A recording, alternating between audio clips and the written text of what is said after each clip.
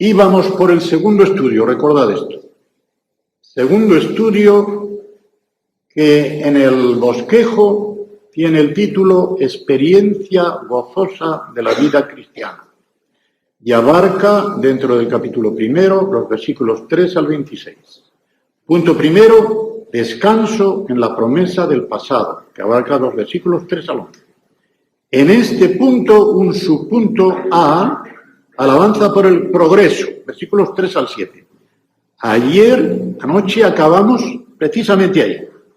En el versículo 7 acabamos la exposición, de modo que ahora vamos al versículo 8. Y este subpunto B se titula Oración por la perfección.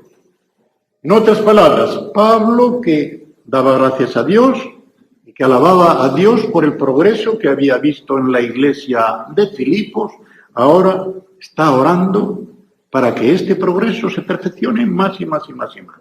Lo hace en estos versículos 8 al 11. Dice: porque Dios me es testigo de cómo, voy a traducir al pie de la letra, de cómo os añoro.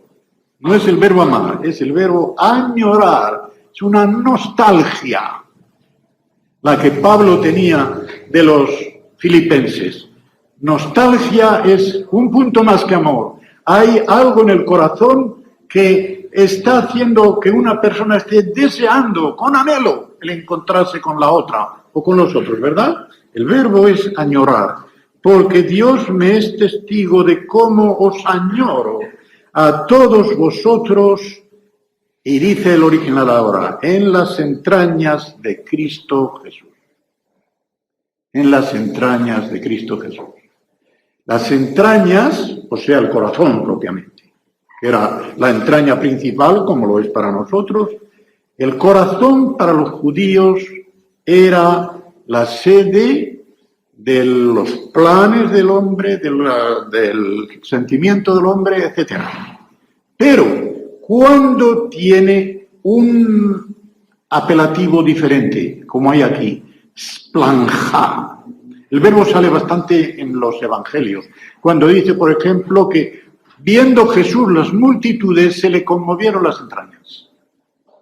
Splanjomai, el verbo splanjomai, bien, esplanja, por lo tanto, dice algo más que corazón como centro de la actividad personal del hombre.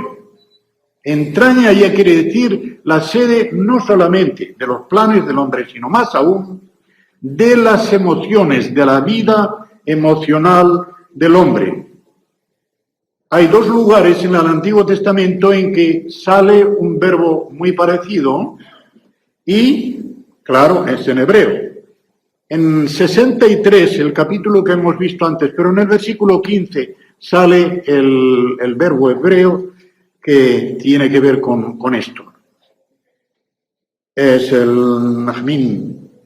Y allí tiene una relación con Dios. En Jeremías 4:19 es una relación con respecto a los demás hombres. Ahí Pablo está descubriendo su corazón con esa ternura, esa sensibilidad tan estupenda que el gran apóstol tenía, añorando estar con los filipenses y añorándoles con el afecto mismo del Señor Jesucristo. Esto es lo que quiere decir, con el afecto mismo, entrañable que el Señor Jesucristo tenía, Él les tenía también este afecto entrañable. Podría decirse, todavía con mayor exactitud, que el mismo Cristo que vivía dentro de Pablo es el que tenía este afecto entrañable hacia los filipenses. Y esto pido en oración. El griego dice solamente, y esto oro. Pero el verbo orar ahí significa orar haciendo una oración de petición. Esto pido en oración, que vuestro amor abunde cada vez más y más. Ahora fíjense en lo que viene. En todo superconocimiento. En todo superconocimiento. Epignosis. Gnosis significa conocimiento. Epignosis, un conocimiento superior. es una palabra muy favorita de Pablo. La saca muchas veces en la epístola a los Efesios. Y aquí, igualmente, pide que ellos tengan un conocimiento superior, cada vez mayor, del Señor Jesucristo, y dice, y donde dice aquí en todo conocimiento no hay tal. Lo de conocimiento pleno está en lo de ciencia, porque gnosis, algunas Biblias y esta misma lo traduce por ciencia. La ciencia hincha, pero lo que dice allí es el conocimiento hincha, en 1 Corintios 8:1. La ciencia, el conocimiento intelectual, engríe, hace que una persona, cuánto sé, ¿verdad? El amor construye, el amor edifica. Pues bien, la palabra que viene después no es esa, no es aesthesi, de donde viene estética. La mejor traducción es en conocimiento superior y en toda percepción fina. Es cuestión de estética, es cuestión de sensibilidad. El verbo significa sentir, pero sentir en sentido de sensibilidad, no sentir en el sentido de tener los mismos sentimientos, tener puesta la mira, que es el verbo phronein, y que ha salido y volverá a salir. Este conocimiento superior en la mente de Pablo significa no solamente un conocimiento superior de Jesucristo, porque no se le nombra, es un conocimiento superior de Dios en su persona, de sus personas, de los caminos de Dios, de los planes de Dios. ¿Y para qué? ¿Cuál es el sentido práctico de este deseo, de esta oración de Pablo? El deseo de Pablo en esta oración es que mediante este conocimiento superior y esta percepción fina de las cosas de Dios, los creyentes de Filipos sean preservados de la desunión que se ve entre líneas y también del ver siempre defectos en los demás. El hombre por naturaleza ve defectos de los demás, no ve los defectos propios. Ya Esopo, mucho tiempo, muchos años antes de Jesucristo, Esopo escribió en su griego clásico una fábula que se llama la fábula de las dos alforjas.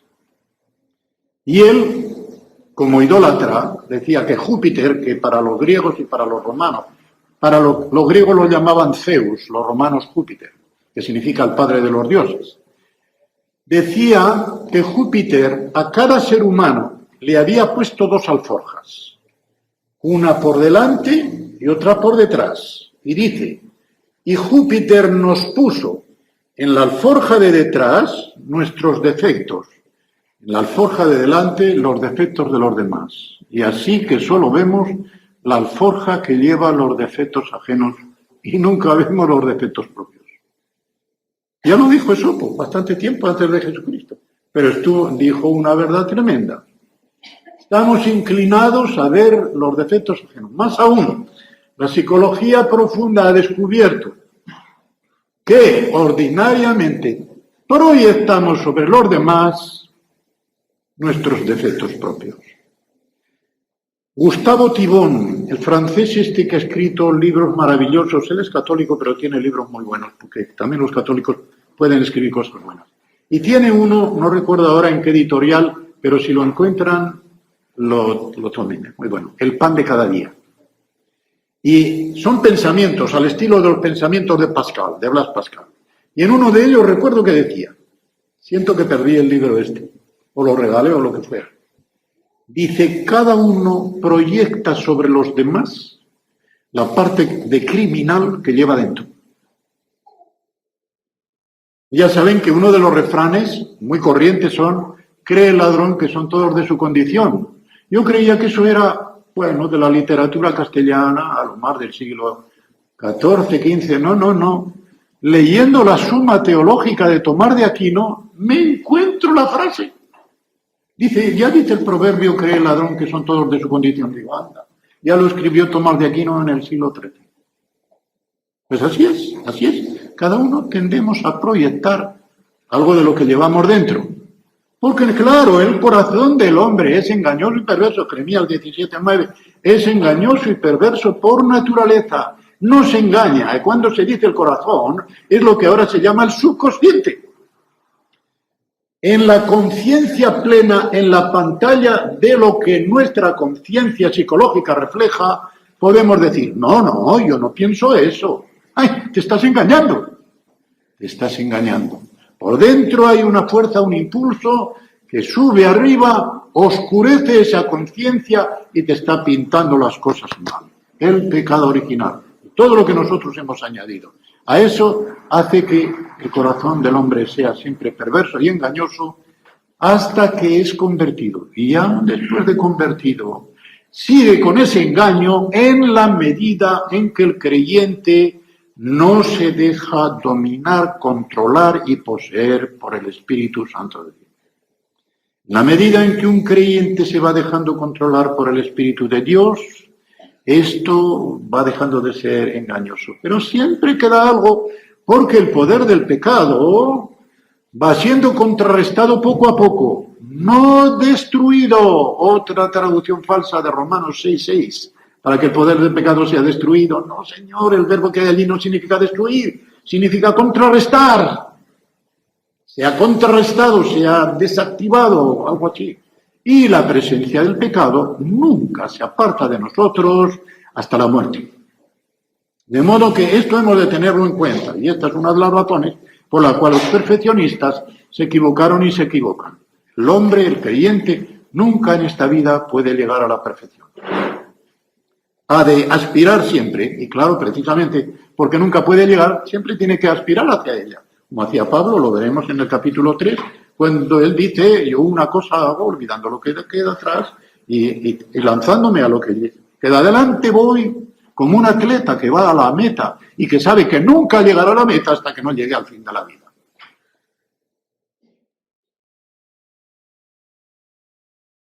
¿Para qué? Dice él, ¿para qué?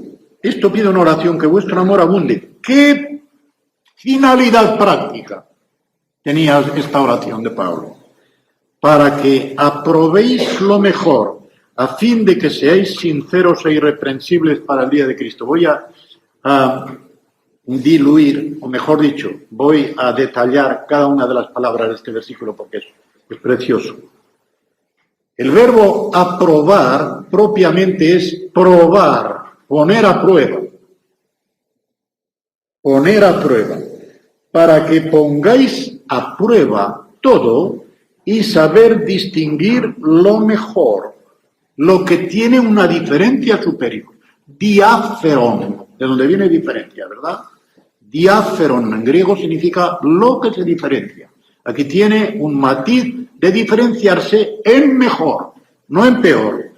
Para que pongáis a prueba lo que tiene una mejor diferencia, a fin de que seáis sinceros. Sincero en griego son dos palabras. Quiero decir, se puede decir en dos palabras. Akeraios, asinkera, cera. De modo que sincera quiere decir lo que dice. Sin cera. La cera era aquello con lo que un mueble que no había quedado completamente perfecto o quedaba con algún agujerito o algo así, le ponían cera para que quedara llano y no se viese ningún defecto. De modo que sincero es el que no necesita cera con que tapar los defectos propios. Esto es sinceridad.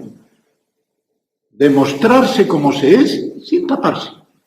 Pero el vocablo que hay aquí no es akeraios, es eilikrineis. Vamos a verlo. Eilikrineis. Este verbo, este adjetivo, eilikrineis, viene a indicar transparencia.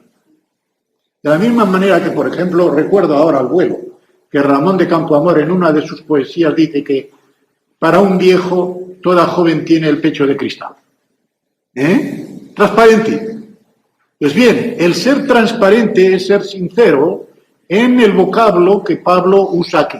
Eilicrineis. Elion significa sol, brillante, que penetra ahí como por un cristal.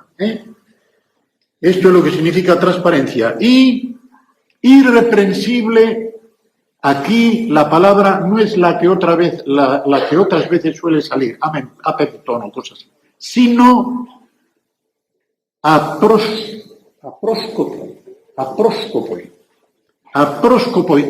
sin, próscopo es escándalo, o piedra de tropiezo. Les voy a decir porque eso les puede resultar interesante. En la fraseología del Nuevo Testamento hay dos clases de tropiezo. Se tropieza cuando se encuentra, por ejemplo, uno con una piedra. Eso es lo que el griego llama skandalon, que traducimos por escándalo. Skandalon significa que hay que subir. Hay que subir. Hay una piedra, hay que subir. Y efectivamente, yo lo digo, es una cosa que parece chistosa, pero no lo es. A mí me ha pasado, y yo espero que, o creo que les habrá pasado a ustedes, por lo menos alguna vez. Sobre todo a los viejos nos pasa más todavía. Vamos así cansinos, a lo mejor tenemos que ir a un lugar y a pesar de que tenemos que llegar a tal hora, vamos cansinos. Pegamos un tropezón y empezamos a andar más deprisa. Esto tiene un aspecto práctico también, porque Dios nuestro Padre, cuando vamos por el camino de la vida espiritual de una manera cansina, permite o nos pone delante un tropiezo para que nos demos cuenta de la forma en que andamos y echemos a andar un poquito más deprisa. Ese es el escándalo. Pero el otro, proscopón, significa que hay un corte en el terreno. En vez de estar una cosa hacia arriba, está una cosa hacia abajo. Es una especie de sima. Eso también es un tropiezo, porque te caes abajo. Esto es lo que es proscopón. Pros, delante, copón, cortado. Copto, copón del verbo copto, cortar. Ahí está, cortado. Pues bien, el que hay aquí es apróscopon, sin tropiezo en que se haga caer a uno en la cima. Así tenemos que ser. Transparentes como el cristal y sin dar ningún tropiezo por el que otro hermano caiga en una cima. Esto es lo que quiere decir. Tiene una riqueza, el texto original tiene una riqueza que no hay traducción que lo pueda dar. De ahí la conveniencia, como dije ayer, lo vuelvo a repetir. Todo el que tenga tiempo y pueda dedicarse al estudio del original, sobre todo del Nuevo Testamento, al griego del Nuevo Testamento, porque le va a servir de una riqueza muy grande. Y dice, para el día de Cristo, que es lo mismo que en el versículo 6, es decir, con miras a ese día en que el Señor, con su tribunal, dará las recompensas en el arrebatamiento de la Iglesia. Y ahora, llenos de frutos de justicia que son por medio de Jesucristo para gloria y alabanza de Dios. Llenos está en participio de pretérito perfecto del verbo llenar. El pretérito perfecto, creo que no ha salido hasta ahora esta idea para que la sepan, no es del mismo significado que en castellano. El pretérito perfecto, aunque también en castellano lo tiene. El pretérito perfecto griego indica una acción pasada cuyo efecto continúa en el presente. En cambio, el aoristo indefinido es una acción cortada y se acabó. Pero el pretérito perfecto, pepleromenoi, participio de pretérito perfecto, significa que fueron llenos, que continúan llenos de ese fruto. ¿Qué fruto es ese? El fruto del Espíritu Santo, el mismo que hay en Gálatas 5:22. 22 y 23 están los 9 aspectos o los 9 granos de uva del racimo, que suelo decir yo. Es un solo racimo, por eso es tan singular. Las obras de la carne, muchas. Son muchas porque son destructoras. El fruto del Espíritu es edificante y es uno solo, pero es como un racimo que tiene 9 uvas, 9 granos de uva. Y los 9 crecen y maduran al mismo ritmo. Amor, gozo, paz, benignidad, bondad, fe, todos ellos van creciendo al mismo ritmo. De modo que uno puede ponerlo como termómetro y decir, ¿Cómo va mi amor? Mi amor a los hermanos, mi amor a Dios. ¿Cómo va mi gozo? ¿Cómo va mi paz? ¿Qué tal va tu control? ¿Cómo te dominas? ¿Qué tal va tu humildad? ¿Qué tal va tu mansedumbre? ¿Qué tal va tu longanimidad? Los demás aspectos del fruto van paralelos, de modo que cada uno puede servir de termómetro para los demás. Si no tenemos mucho gozo, mucha paz, mucha tal, no podemos decir que tenemos mucho amor, porque van paralelos. Pues bien, ese es el fruto del Espíritu Santo. Y dice, por medio de Jesucristo, es decir, ¿qué se obtiene por medio del Señor Jesucristo? En otras palabras, por medio de la obra que Él llevó a cabo en el Calvario. Y, hermanos, para mí, no lo he visto en ningún comentario, para mí esta es la razón por la cual Pablo hace aquí una excepción y pone Jesús delante de Cristo. Porque Jesús nos da el aspecto sacerdotal del Señor. Cristo, el aspecto profético. Señor, el aspecto regio. Pues bien, Jesucristo, porque aquí lo que predomina es la idea sacerdotal, por la cual Él, como sumo sacerdote, ofreció el único sacrificio aceptable a Dios, siendo a la vez sacerdote y víctima de su sacrificio. Para mí, esa es la razón por la cual aquí pone Jesucristo. Por medio de Él y en unión con Él se obtiene este fruto. Porque este fruto, que es el fruto del Espíritu Santo, el Espíritu Santo es el Espíritu de Cristo. Cristo vive en nosotros no de una manera física. Él fue subido a los cielos, sentado a la diestra del Padre. Físicamente no está dentro de nosotros, pero está por medio de su Espíritu. De tal forma que en el capítulo 6 de 1 Corintios, el apóstol Pablo llega a decir, de la misma manera que el que se une con una mujer, allí dice una prostituta, pero está apelando a Génesis 2:24, en que es la institución del matrimonio. El que se une a una mujer se hace un cuerpo con ella, dice, pero el que se une con el Señor se hace un solo espíritu con él. Porque el Señor es espíritu vivificante y vivifica por medio de su espíritu. Su espíritu, que es el Espíritu Santo. Entonces el Espíritu Santo, que es el Espíritu de Cristo, mora en nosotros y va haciendo en nosotros la imagen del Hijo de Dios. Va como artista dibujando, esculpiendo la imagen del primogénito, la imagen de Jesucristo, para que Él sea el primogénito entre muchos hermanos. De modo que en este sentido va por medio de Jesucristo y en unión con Él. Y todo ello siempre, siempre, siempre para gloria y alabanza de Dios, o sea, de Dios el Padre. Dios sin artículo, como les dije ayer, Dios con artículo y sin ninguna cualificación, es siempre, siempre Dios el Padre. Y así está en esta parte. ¿Perdón?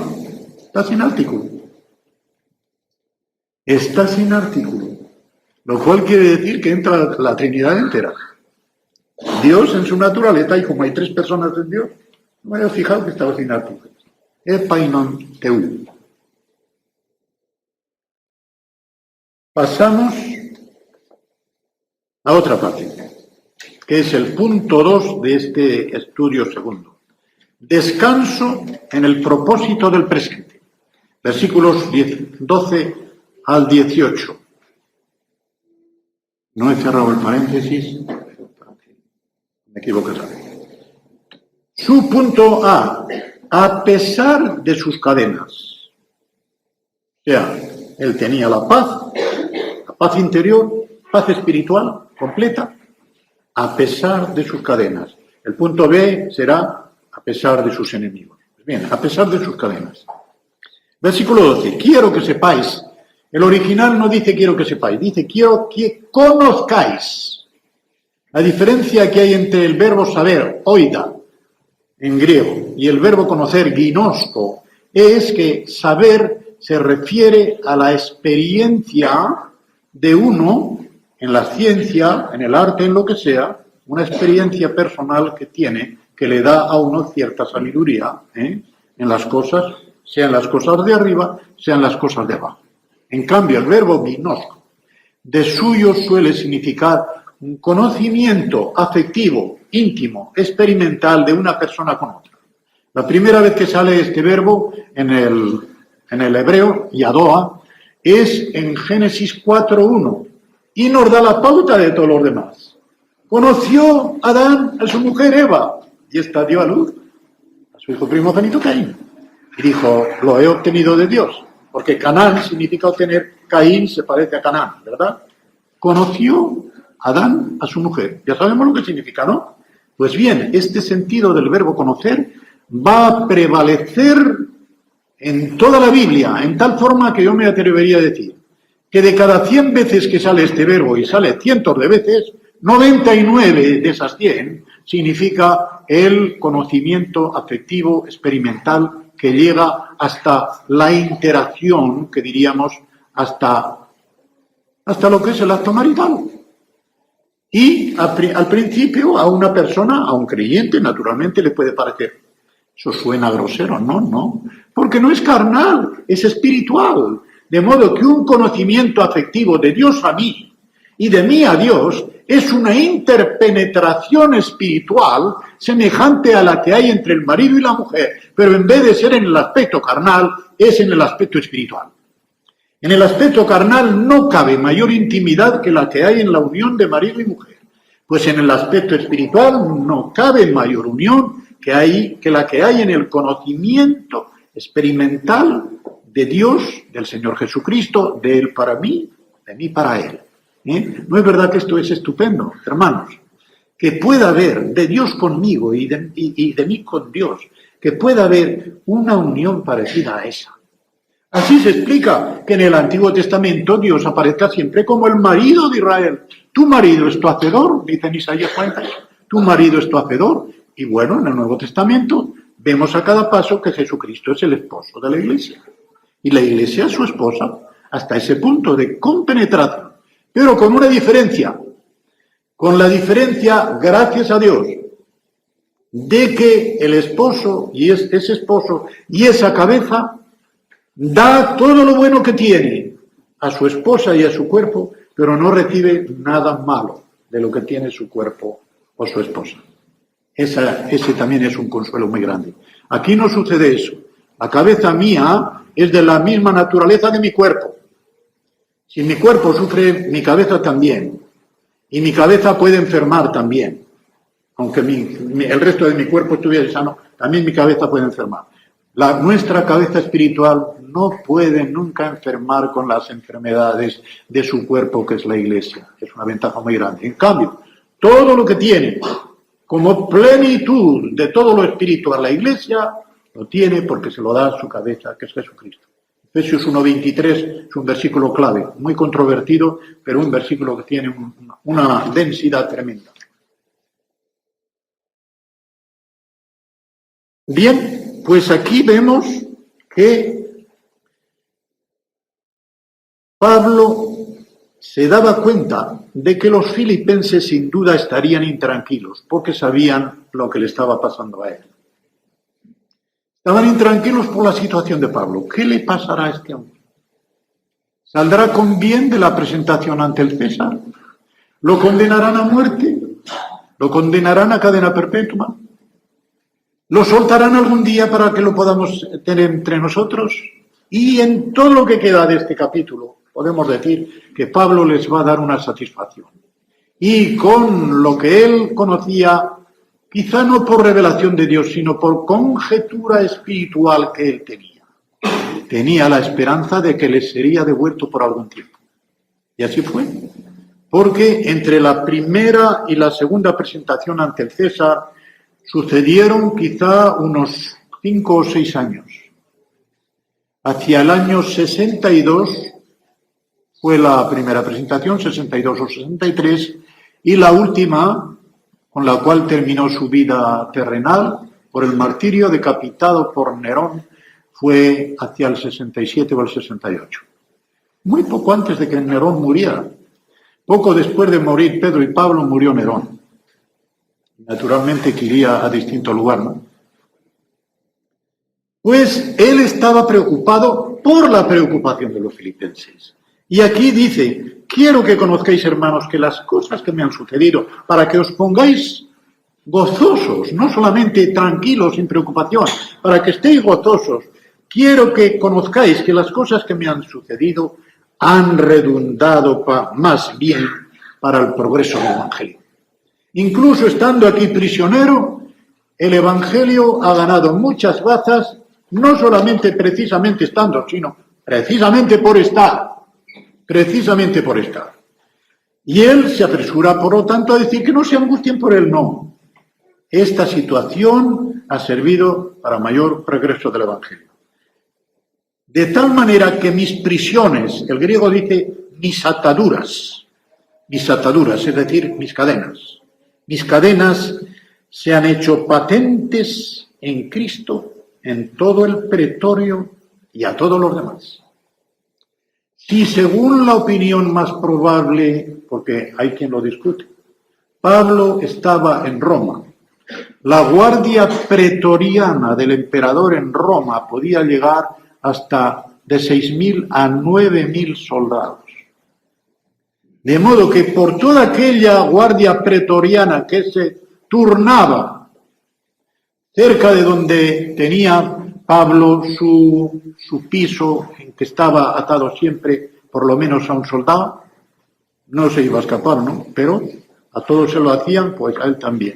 Tenían preso, pero podía salir, siempre que fuera con la cadena y con el soldado, ¿eh? Podía salir en la primera prisión, no en la segunda. Pues él dice, se ha hecho evidente, el Evangelio de Cristo se ha hecho evidente, porque todo el mundo se ha podido dar cuenta de que yo estoy aquí no por falta de tacto, no por haber atacado a los judíos, no por haber atacado a las autoridades del imperio, no, sino pura y simplemente por el testimonio de Jesucristo, por el testimonio del Evangelio, únicamente por eso. De ahí que él está gozoso y quiere que los filipenses estén también gozosos, porque él ha tenido una oportunidad estupenda de que dentro de la guardia pretoriana y todos los demás, dice, todos los demás que acudían a verle o que pasaban por allí podían tener una experiencia de lo que a él le estaba pasando. Y con ello, pues, el Evangelio iba cobrando progreso.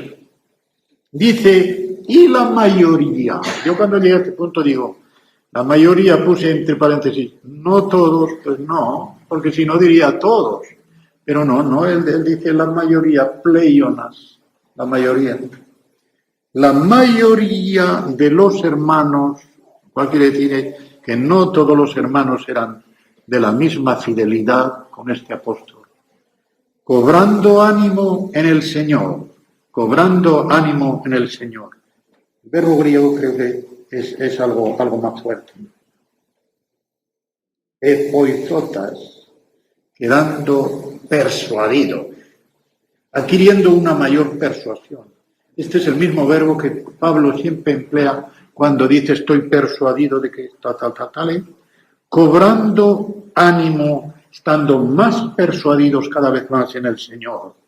Con mis cadenas, con mis prisiones, se atreven mucho más a hablar la palabra de Dios sin temor. Se atreven el atrevimiento, aquí es tolmán, en otras palabras es parresía, aquí no está porque parresía es para hablar con denuedo, con coraje, con valentía, con sinceridad, con franqueza. Entonces se pone la palabra parresía, sale mucho en las epístolas de Pablo. Y también en el libro de Hechos, pero aquí sale el tolmán, el ánimo para hablar más, el atrevimiento. Y ahora dice, algunos es cierto, proclaman, es el verbo proclamar, criso, de donde viene esa palabra que ahora ha cundido tanto, muchos de ustedes la habrán oído, el querigma. El querigma, eso lo usa mucho sobre todo la Iglesia Católica. Querigma significa proclamación. La predicación del Evangelio es una proclamación. Una proclamación quiere decir que hay un testimonio bien cimentado y garantizado de lo que se dice de la obra del Señor Jesucristo. El que fue, ya murió, rector del London Bible College, Ernesto Kivan, dijo una frase muy buena entre las muchas buenas que tiene. Cuidado, el Evangelio es una proclamación, no una exclamación. O sea, no es solamente decir una frase, es una proclamación. Proclamación quiere decir lo siguiente. El verbo que hizo, que está aquí, viene del sustantivo kerix, que significa heraldo, alguacil. O sea, yo no sé cómo están ahora las cosas, pero recuerdo del pueblo de mi abuela cuando salía el alguacil con todos los edictos del alcalde. Fulanito de tal y tal, alcalde de este pueblo, decreta que tal y cual el otro. Esto es la proclamación del Evangelio. Es proclamar el mensaje que el Señor nos ha dado sin añadirle ni quitarle. De la misma manera que un alguacil tiene que leer el edicto del alcalde o un embajador el telegrama de su gobierno. De la misma manera, sin añadirle ni quitarle. Esto es lo que significa kerisen. Por eso he dicho que el verbo verdadero es proclaman. Proclaman a Cristo, dice algunos, por envidia y contienda. Otros de buena voz. Es decir, que había algunos de los que estaban predicando el Evangelio. Cuidado, no dice que predicaron un Evangelio falso. No es como en Gálatas 1, de los versículos 6 al 9, cuando dice que no es que haya otro Evangelio, no es más que uno. Pero es que algunos están falsificando el Evangelio de Cristo. Dice, pero si a alguno, aunque sea un ángel del cielo, predicare otro Evangelio diferente o contrario al que yo os he proclamado, que sea anatema. Y lo repito, dice en el versículo 9, si alguno, etcétera, lo vuelve a repetir, que sea anatema, es decir, que sea maldito, que sea cortado del pueblo de Dios, como significaba el hebreo jerem en el Antiguo Testamento, que sea cortado, no debe pertenecer al pueblo de Dios el que diga eso. Aquí no. Estaban predicando el verdadero Evangelio. Predicaban a Cristo como se debe predicar, pero el motivo era malo. Se discute y todavía los autores que yo he leído discuten en qué forma predicaban el Evangelio esta gente. Dice, pues puede ser que atacando a los judíos de una manera descarada y directa, con lo cual provocaban todavía más la persecución de Pablo. O hablando descaradamente contra las autoridades del imperio, lo cual Pablo tampoco hacía. Era muy acatador de las autoridades. Yo creo, aunque no lo dicen los comentaristas, que también podía ser otra cosa. Recordaréis que el apóstol Pablo, especialmente en 2 Corintios, está hablando de los que le atacaban a él y tal, y que llegaban a decir que tenía muy mala facha y como orador era una nulidad. Así se puede traducir al buen castellano. Muy mala facha física, y él no dice que sea mentira, porque verdaderamente parece que tenía mala facha física. Por eso aquellos de Éfeso pensaban que él era Hermes, el intérprete de los dioses, porque era el que hablaba. Y Bernabé, que por lo visto debía de ser más guapo, que será Júpiter. Júpiter era Bernabé y Pablo era el que hablaba, el intérprete de los dioses. Él no niega que quizá tuviera mala facha física y, si según la opinión más probable, de aquella ceguera que le sobrevino en el camino de Damasco, le quedó alguna cosita en los ojos, ¿verdad? Esto es lo que parece, que da a entender al final de la epístola a los Gálatas cuando dice, mirad con qué letras tan grandes os escribo. El escribir con letras grandes ordinariamente es a una persona que padece de la vista, aunque grafológicamente podría ser de una persona muy orgullosa, ¿verdad? Pero seguramente que no lo era en el caso de Pablo. De modo que da a entender que tenía algo de la vista y que esto le daba una impresión un poquitín física o un poquitín mala. Dicen que la presencia física es mala, pero las cartas son fuertes, Las cartas son fuertes. Y cuando él actuaba hablando de palabra, no le salían las cosas tan bien como cuando él escribía. Bueno, eso creo que nos pasa a muchos, ¿no? Nos expresamos mejor porque tenemos más tiempo para discurrir y poner las cosas en su orden, y a veces no todos tenemos la misma elocuencia para hablar de palabra correctamente. Yo nunca me he tenido por orador, y seguramente que cometeré muchas incorrecciones hablando de palabra. Escribiendo ya me cuido, ya cuido mejor el estilo y la fraseología. Pues bien, este hombre,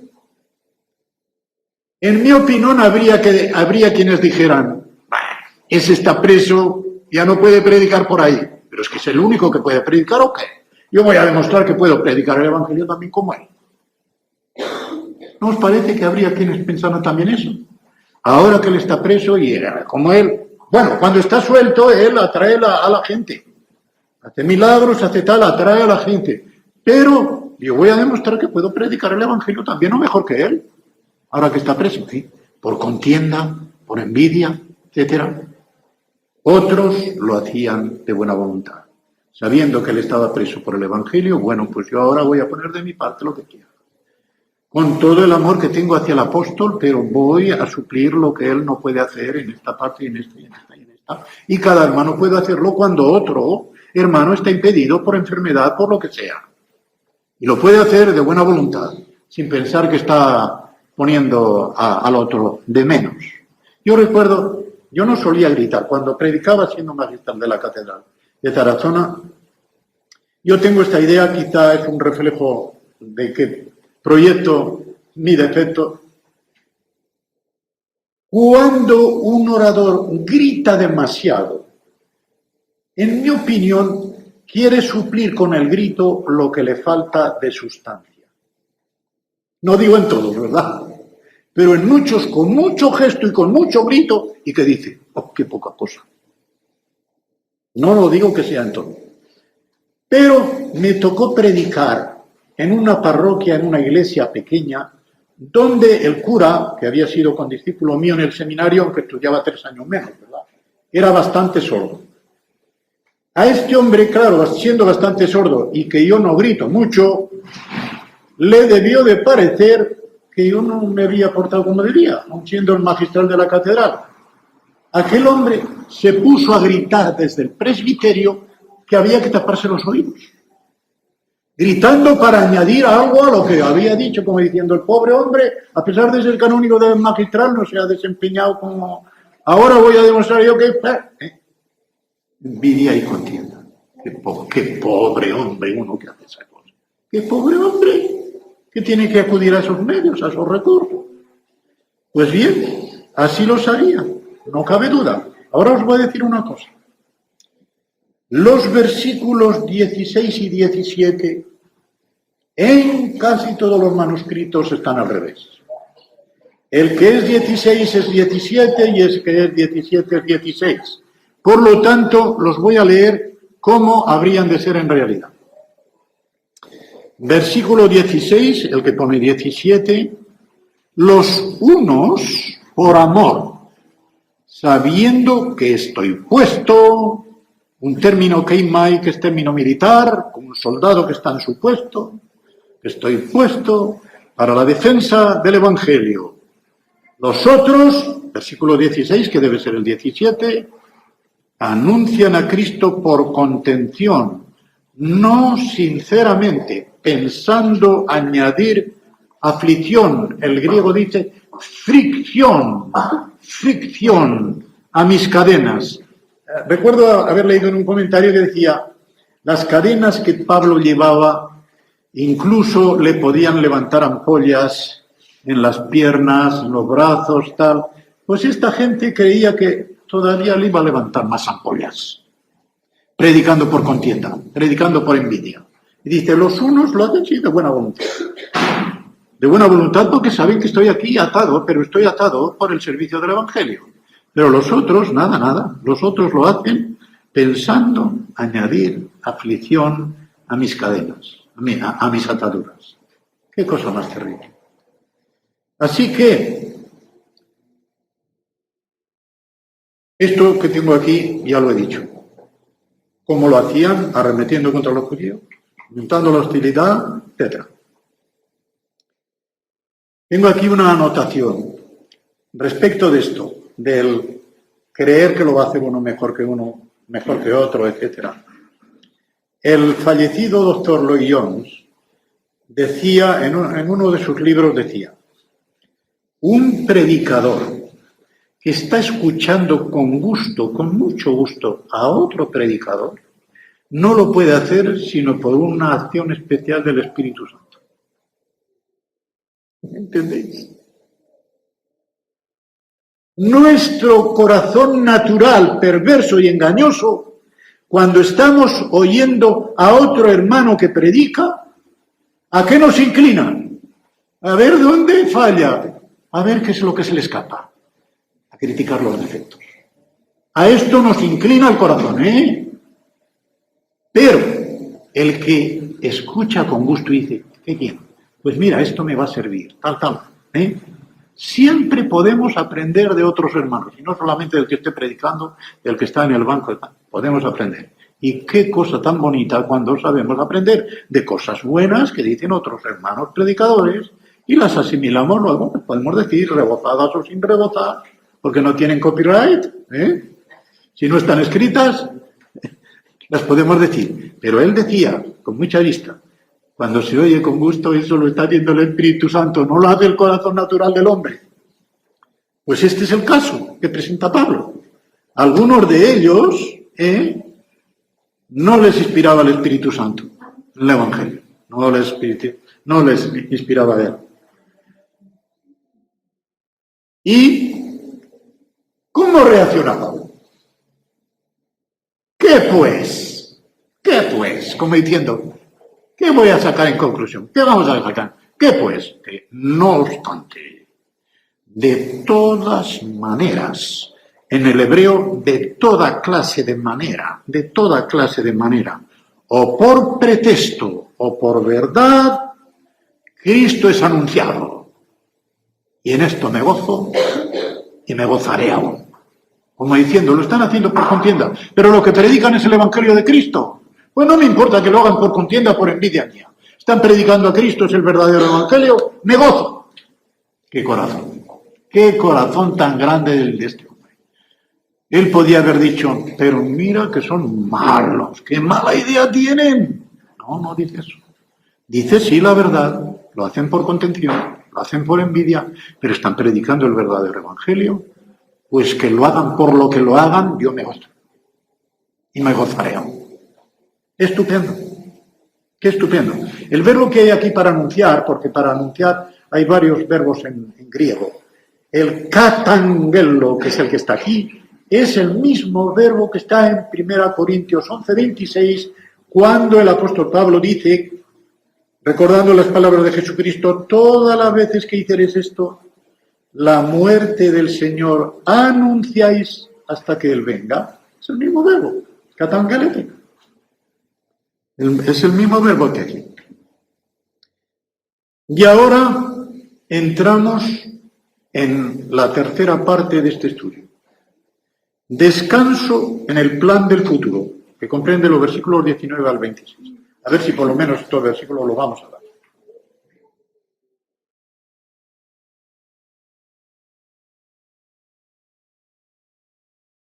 Primer subpunto, ambición de Pablo en vida o en muerte. Segundo, actitud de Pablo hacia la vida y hacia la muerte.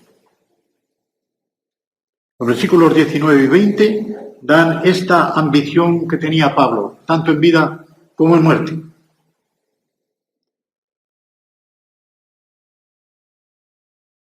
Dice el versículo 19, porque sé, aquí sí es el verbo saber, oiga, porque sé que por vuestra oración y la suministración del Espíritu de Jesucristo, esto resultará para mi liberación, o resultará en mi liberación, conforme a mi anhelo y esperanza de que nada seré avergonzado, antes bien con toda confianza, como siempre, ahora también será engrandecido, magnificado, engrandecido, glorificado, Cristo en mi cuerpo, o por vida o por muerte. Estos dos versículos dan la ambición de Pablo. Él pone dos clases de ayuda. Mediante vuestra oración. Espero que oréis por mí, para que esto resulte para mejor gloria de Dios, para ganancia mía y provecho del Evangelio y provecho vuestro. La suministración del Espíritu de Jesucristo. Para suministración está enteramente el mismo vocablo que hay en Efesios 4:16, enteramente el mismo, que es epijoreguía,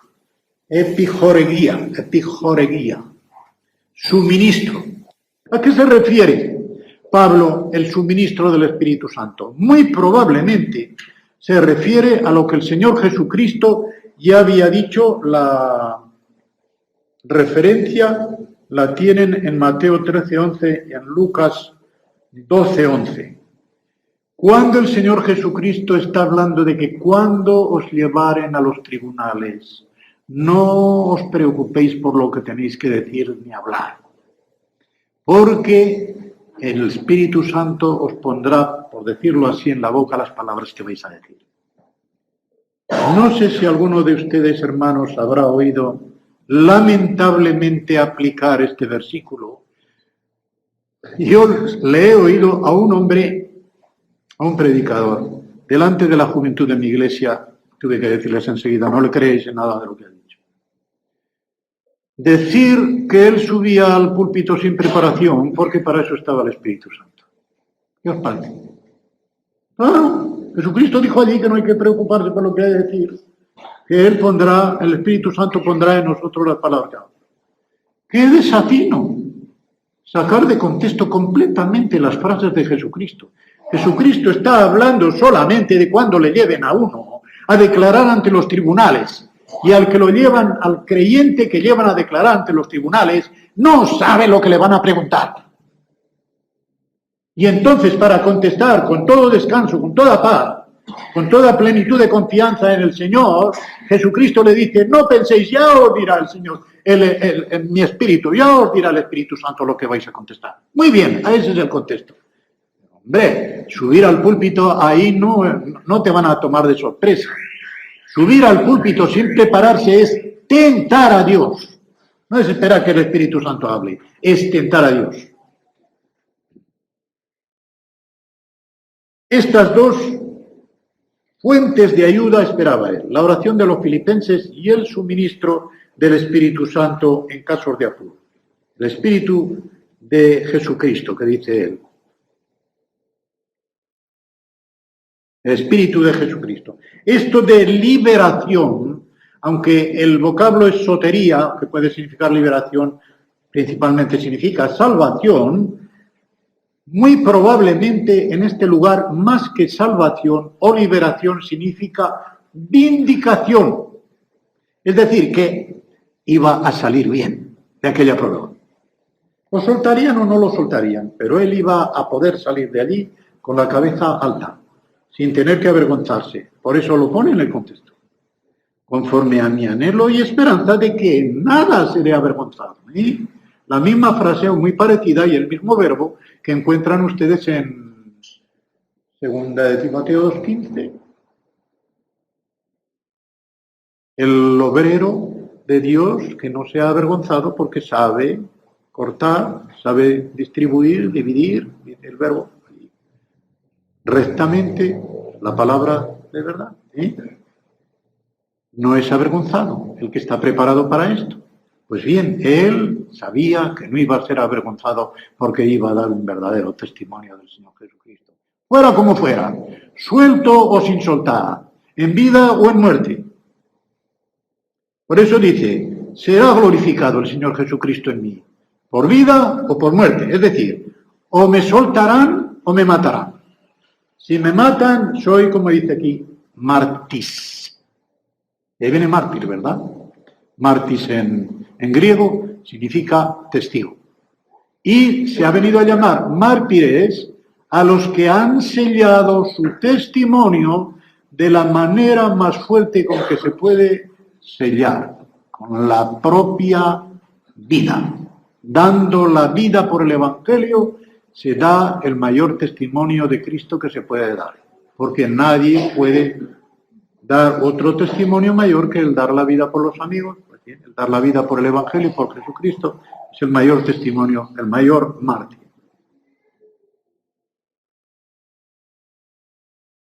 Actitud de Pablo hacia la vida y la muerte. Esa es la ambición que tenía, de que el Señor sería engrandecido por la oración de ellos, por el suministro del Espíritu, en su cuerpo, sea por vida o sea por muerte. Y ahora dice, porque para mí el vivir es Cristo y el morir es ganancia. Ya diré después si hay que añadir alguna otra cosa. Mas si el vivir en la carne resulta para mí en beneficio de la obra, no sé entonces qué escoger. Porque de ambas cosas estoy puesto en estrecho, teniendo deseo de partir y estar con Cristo, lo cual es muchísimo mejor. Pero quedar en la carne es más necesario por causa de vosotros. Y confiado en esto sé que quedaré, que aún permaneceré con todos vosotros para vuestro provecho y gozo de la fe, o sea, de una fe gozosa, gozo en la fe, para que abunde vuestra gloria de mí, vuestra jactancia, dice el original, de mí en Cristo Jesús, por mi presencia otra vez entre vosotros. Bien, he leído la porción porque es mejor así verla en todos los contextos.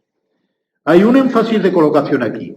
Énfasis de colocación en griego se llama cuando la palabra o la frase más importante se pone o al principio o al final. Porque la pedagogía enseña que lo primero y lo último es lo que mejor se queda en la memoria. Lo de en medio puede diluirse, pero lo primero, porque sorprende, lo último, porque es lo último que ha quedado allí. Lo primero y lo último, por lo tanto, tienen un énfasis de prioridad. Lean ustedes Hechos 13, el versículo primero, y se darán cuenta de que el primero y el último de toda aquella lista eran los principales. Bernabé está el primero y Pablo el último en aquella fila. Los dos principales. Y a esos dos va a enviar la Iglesia, o mejor dicho, va a dejar partir, porque el que envía es el Espíritu Santo. Y lo dice después el contexto. Y enviados por el Espíritu Santo, el verbo que hay allí es soltar las puertas, las compuertas, para que pudieran salir. Pero el envío lo hace el Espíritu Santo. En primero y en último lugar, los principales. Pues aquí, para mí, en primer lugar, como diciendo, en cuanto a lo que me toca, en cuanto a lo que a mí toca, el vivir es Cristo. Es decir, Cristo vive en mí. Yo no quiero sino vivir la vida de Cristo. Gálatas 2:20, juntamente con Cristo estoy crucificado y vivo. La vida que tengo en la carne es por la fe en el Señor Jesucristo, que me amó y se entregó a sí mismo por mí.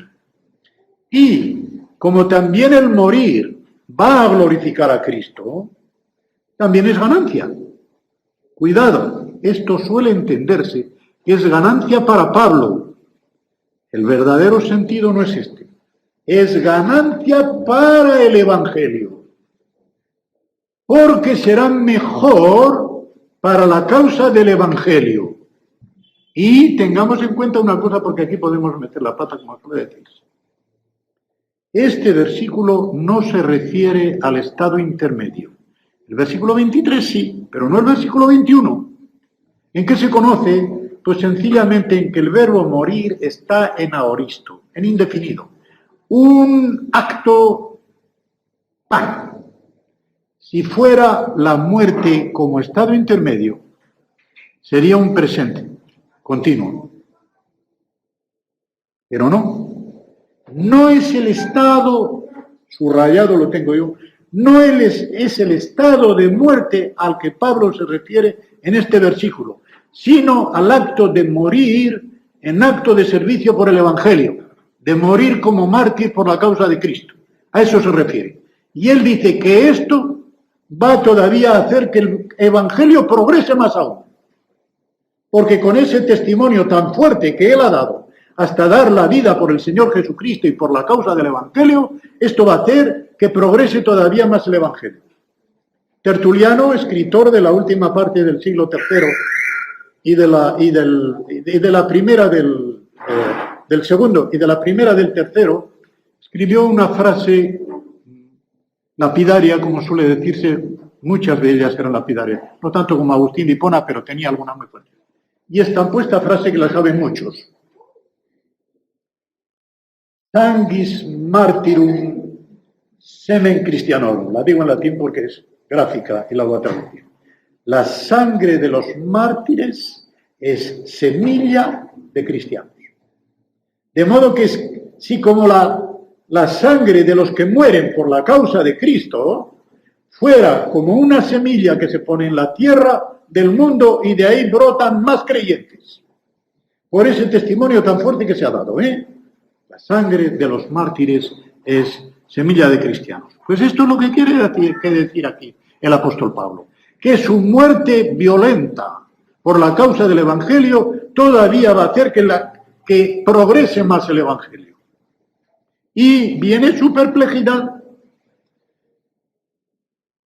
No sé qué hacer. Dice, sí, para mí el vivir es Cristo, el morir es ganancia. Pero voy a traducir este versículo como debe ser porque resulta confuso. Aquí la sintaxis de Pablo es mala como en muchas otras ocasiones.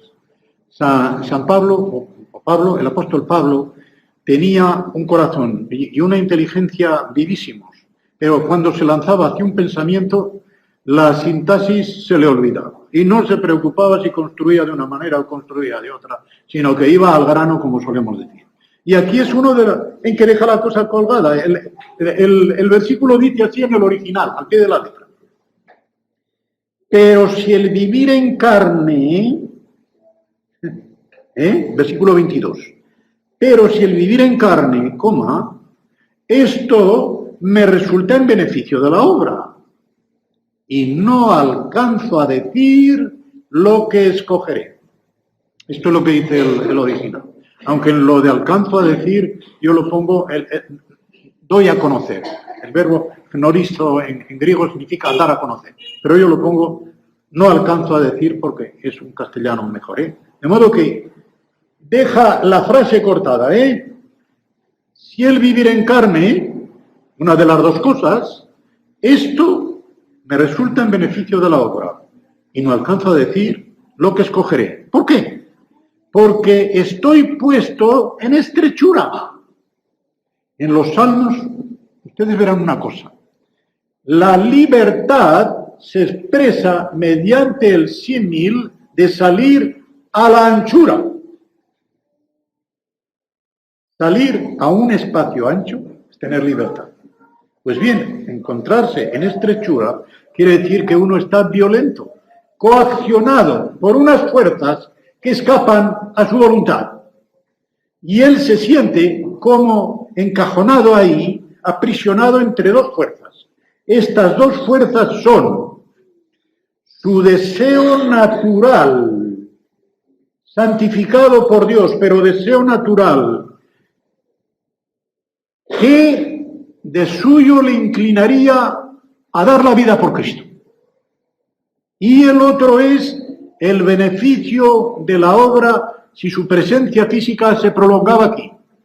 Y él dice, yo no sé qué escoger, porque el impulso natural de mi corazón tendería a morir. Pero, por otra parte, vuestro beneficio será mejor si yo me quedo aquí por algún tiempo. Cuando yo estaba viendo esta tarde esto, me he acordado de lo que Pablo les dijo a los ancianos de Éfeso en aquella despedida tan tierna. Mirad lo que dice en Hechos 20, después del versículo 28.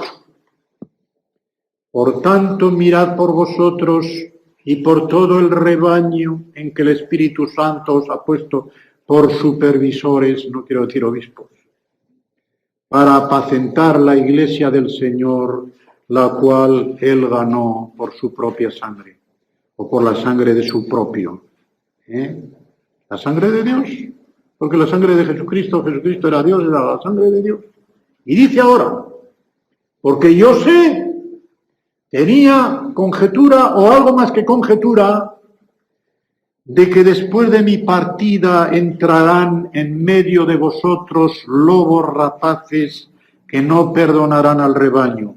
Y de vosotros mismos se levantarán hombres que hablen cosas perversas para arrastrar tras sí a los discípulos. Por tanto, velad acordándoos que por 3 años de noche y de día no he cesado de amonestar con lágrimas a cada uno. ¡Qué ternura!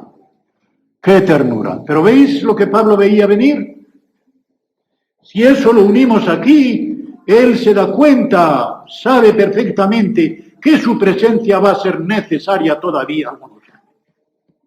Va a ser necesaria porque cuando él desaparezca de la vista, todos aquellos que han estado predicando por contención, por envidia, y todavía peor, judaizantes, gnósticos, etcétera, que se irán colando de Matute en las congregaciones, en las iglesias, van a tratar de hacer todo el daño posible, de los cuales dice el apóstol Juan en su primera carta, en el capítulo 2 y en el versículo 19, salieron de nosotros, pero no eran de los nuestros. Yo lo traduzco así mejor que diciendo de nosotros. Salieron de nosotros, pero no eran de los nuestros, porque si hubieran sido de los nuestros, hubieran permanecido con nosotros. Pero salieron precisamente para que se manifestara que no todos son de los nuestros. Falsos profesantes que se meten de Matute en las iglesias, pero allí lo grave era que no solamente se habían metido de Matute en la congregación, sino que habían subido al púlpito y se arrogaban el papel de maestro en la congregación. Maestros falsos. Maestros falsos. Qué terrible. Bueno, se puede dar ahora. Ojalá no se diese, ¿verdad? Ojalá no se diese. Pero solamente el Señor sabe quiénes son los suyos. Cada uno podrá, si examina su conciencia, saberlo. Pero nosotros no lo sabemos. Y desgraciadamente hay también inconversos que suben al púlpito. Desgraciadamente. Ojalá no ocurriera. Pero va ocurriendo y va ocurriendo cada vez más. Qué desgracia. Ya no digo, claro, en iglesias que se van desviando completamente del Señor. No sé, yo creo que aquí quizá no sea tanto. En Inglaterra, hermanos, es una catástrofe. 13 iglesias hay en el pueblo de 17.000 habitantes donde nosotros nos congregamos.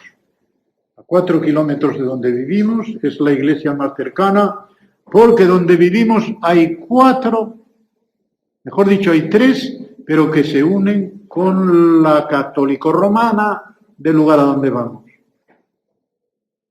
Hay una iglesia católico-romana en todo el ámbito aquel. Pues con esa iglesia católico-romana ecuménicamente están unidas la iglesia bautista, la anglicana y la metodista de Backwell, donde nosotros vivimos, y por lo tanto a ninguna de ellas vamos. Y en Neilsia, donde vamos, que ya es algo mayor, hay 13 iglesias y solamente la nuestra es de fiar. Las otras 12 implicadas en el movimiento ecuménico con la iglesia católico-romana de un franciscano que está allí. ¿Qué os parece? Así está, así está. Pues una cosa catastrófica y según nosotros creemos firmemente en mi familia, es un adelanto de la apostasía última final. La iglesia apóstata, para mí, y no quiero ofender a nadie, según Apocalipsis 17, donde tiene su centro. ¿Cuál es la ciudad de las 7 colinas? ¿Quién es el que levanta un cáliz vestido de púrpura, lleno de abominación? No quiero decir más, ¿verdad? ¿Se entiende? Ahí para mí va a estar la cabeza de todo el movimiento ecuménico y apóstata de la religión falsa. Y lo predijo ya el Señor Jesucristo que la fe se enfriará. Mejor dicho, el amor se enfriará. Y cuando el Hijo del Hombre venga a la tierra, ¿encontrará fe? Como diciendo, va a escasear, ¿eh? Va a escasear. Hermanos, tenemos que estar muy sobre aviso. Las cosas se están poniendo muy mal. Yo no conozco tanto de España, mejor dicho, sí conozco pero en el círculo en que movía, gracias a Dios, no había de esta cosa. Espero que en todas las asambleas no haya quien piense en cosas de estas, de ecumenismo ni cosa que se le parezca. De modo que esta es la perplejidad que tenía. Quiero terminar, aunque ya voy 5 minutos más de lo que quería. El apóstol, siempre con este corazón tan generoso, sabe lo que va a pasar cuando él desaparezca físicamente de esta tierra, y con toda esa generosidad de su corazón, que él querría partir y estar con Cristo. Pero no. Dice, lo cual es mucho más mejor, dice el griego. Con una sintaxis falsa, pero he leído en alguna parte que incluso en los clásicos se encuentra alguna vez esta falsa fraseología. Mucho más mejor. Él quiere enfatizar esto, que el estar con Cristo es mucho más mejor. Y, por supuesto, estar con Cristo después de haber muerto en la carne. O como dice en 2 Corintios 5, en los versículos 6, 7 y 8, donde se ve más claro, ausente del cuerpo, presente al Señor. Ausente de este hogar terreno para estar presente en el hogar celestial.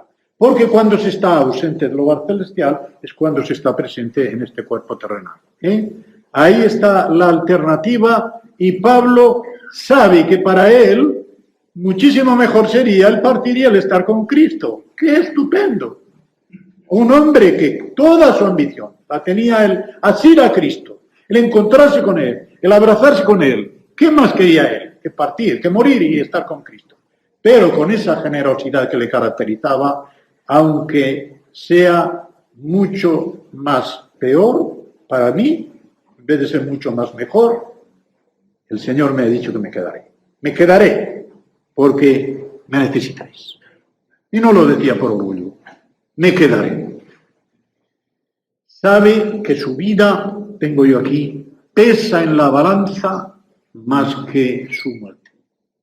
Y por lo tanto, por ser necesario para los creyentes, él quiere quedarse. Y tiene cierta seguridad de que Dios le va a permitir algún tiempo más de vida para progreso espiritual y aumento de gozo en la fe de aquellos a quienes está escribiendo. Esto es lo que significa. Confiado en esto, sé que quedaré y que aún permaneceré con todos vosotros para vuestro provecho y aumento de gozo en la fe. Y con Gálatas 1:24, que es donde dice que estoy completando lo que falta a las aflicciones de los padecimientos de Cristo por su iglesia, por su cuerpo, que es la iglesia, es Cristo el que padece en él y el que en él está extendiendo, por decirlo así, su obra de aplicación del fruto de la cruz. Él también quiere permanecer con todos ellos para que abunde su gloria. ¿En qué consiste esta gloria? Gloria en Pablo, gloria, jactancia para ellos mismos, no. No es ninguna de esas. Es una exultación, por decirlo así. El verbo exultar, que es latino, está compuesto de la preposición es y saltar, significa saltar de gozo. Aunque decimos exultar de gozo, es una albarda sobre albarda, como suele decirse. Exultar significa saltar de gozo. Y él sabía que saltarían de gozo ellos, con que Pablo se quedase con ellos, su presencia otra vez entre vosotros. Pero esta exultación es en Cristo Jesús. En otras palabras, ellos se daban cuenta de que al ver que el fundador humano de su iglesia había promovido el progreso del Evangelio, incluso en prisión, y sobre todo al haber sido soltado de la prisión y poder estar otra vez con ellos, se jactan no en sí mismos, ni siquiera se jactan en Pablo, se jactan en una especie de explosión de acción de gracias a Dios que había sido tan generoso para ellos como para preservarles aún durante algún tiempo en vida aquel gran apóstol que había sido el fundador de la Iglesia, el que con tanto cariño los había criado espiritualmente, el que con tanto cariño añoraba otra vez verlos y el que tenía conjetura, o más conjetura de parte de Dios, más que conjetura, de parte de Dios, que por algún tiempo les iba a ser todavía preservado para que les siguiera edificando en la fe. ¡Qué alegría para ellos! Y él tiene una alegría tan grande y mayor que la de ellos, a pesar de que sabe muy bien que el estar con Jesucristo sería para él un beneficio mucho más mejor, como él dice. Ojalá, ¿verdad, hermanos?, que estos sentimientos del apóstol Pablo estuvieran en el corazón de cada uno de nosotros. ¿Cómo progresaría el Evangelio? Si cada hijo de Dios, si cada hija de Dios tuviéramos estos sentimientos en nuestro corazón, como los que había en el apóstol Pablo, el Evangelio progresaría. ¿Qué diría el apóstol Pablo si después de 20 siglos se presentara y dijera, pero todavía está el Evangelio así? Y lo que hay evangelizado se encuentra de esta manera. Se llevaría las manos a la cabeza, como solemos decir, diría, me vuelvo al sepulcro porque no quiero ver más esto. Nuestra gran responsabilidad, viendo lo que el apóstol Pablo sentía en su corazón, es tener estos mismos sentimientos, como dice él después en el capítulo 2, los mismos sentimientos que hubo en el Señor, en Cristo Jesús, no solamente con humildad, con mansedumbre, sino para salir, a que el Evangelio progrese. Y no hace falta ir dando gritos por la calle, eso puede ser contraproducente, sino que nuestra propia presencia en el mundo sea tal testimonio que al vernos a cada uno puedan decir lo que ya decían las autoridades de Jerusalén viendo a Juan y a Pedro, y dice, le reconocían que habían estado con Jesús. Que cada uno de los que nos rodea dijera, aquí hay algo diferente.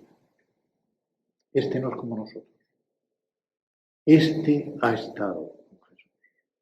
O bendiga que de cada uno de nosotros pueda decirse lo mismo. No para gloria nuestra, sino únicamente para gloria suya, alabanza de Dios y expansión del Evangelio de Cristo.